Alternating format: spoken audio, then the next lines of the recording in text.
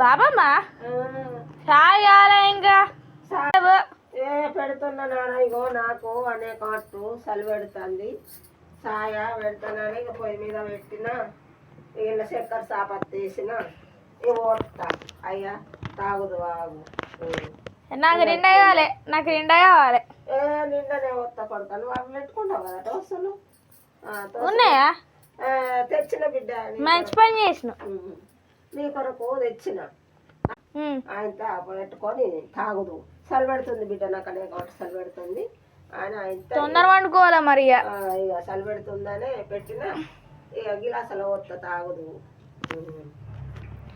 మరి ఇప్పుడు ఎట్లా?